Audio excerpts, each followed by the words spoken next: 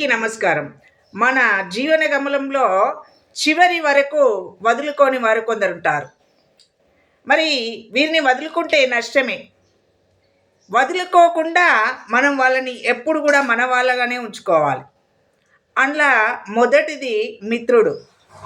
రక్త సంబంధాలు లేకున్నా, చుట్టరికాలు కలుపుకోకుండా కేవలం మనసును కలుపుకొని స్నేహం అనే మన పవిత్ర బంధంతో మనకున్న బాధలు, కష్టాలు, సంతోషాలు అన్నీ చేస్తాం. అంతేకాదు ఆపదల్లో ఉంటే ఎక్కడున్న పరిగెత్తుకొచ్చి ఏదైనా జరిగిందంటే ఆటోమేటిక్గా కన్నీళ్లు కారుస్తాం, మనసు బాధపడుతుంది. అటువంటి స్నేహ బంధాన్ని అయిన మంచి మిత్రుణ్ణి ఎప్పుడు వదులుకోవద్దు.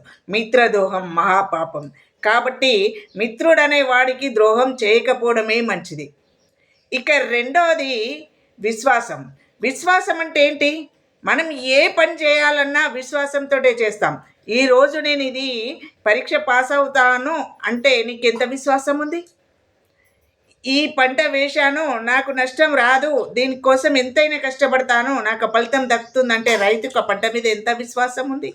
మరి అటువంటిది ఒక వ్యక్తి నీ మీద విశ్వాసం ఉంచుకొని ఇతడు నా వాడే, ఇతడు నాకు మేలు చేస్తాడు, ఈమె నా మనిషే, ఈమె నాకు మేలు చేస్తుందనే విశ్వాసం ఉన్నప్పుడు ఆ విశ్వాసం ఉంచిన వానికి నష్టం జరిగితే, ఆ విశ్వాసం ఉన్న తల్లికి నష్టాన్ని నువ్వు చేస్తే నువ్వు ఖచ్చితంగా జీవితంలో చాలా విషయాలు కోల్పోతాం. కాబట్టి విశ్వాసఘాతకుడివి ఎన్నడూ కాకూడదు.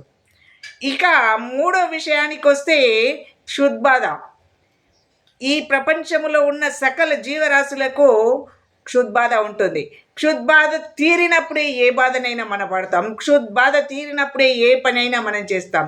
ఆకలి బాధను తీర్చిన వాడు, అన్నం పెట్టిన వాడిని మర్చిపోతే నువ్వు జీవితంలో ఇంకా ఏం చేయలేవు. నీ మనస్సు ఒక కలంకంగా మారిపోతుంది. తను చేయాలనుకున్నప్పుడు పదే పదే వాళ్ళను మర్చిపోయాం కదా అనే విషయం నేను గుర్తు చేస్తుంది. కాబట్టి ఎప్పుడు కూడా మనకు అన్నం పెట్టిన వాళ్ళని మర్చిపోకూడదు. ఇక మనిషికి నాలుగవది, మనిషికి కావలసిన నిత్యావసరాలలో తిండి, నీరు, గూడు, కట్టుకునే వస్త్రాలు. ఈ మూడిట్లలో మొదటిది మనం తిన్నాము, రెండవది కట్టుకునే వస్త్రాలు, ఇక మూడవది ఉండే గూడు. ఇక ఆశ్రయం ఇచ్చిన వారిని మర్చిపోతే మరి ఇక ఇంకెవరిని ఆశ్రయించగలుగుతావు? నువ్వు ఏం చేయగలుగుతావు? కాబట్టి ఈ ఆశ్రయం ఇచ్చిన వాళ్ళు ఎప్పుడు మన వాళ్ళే.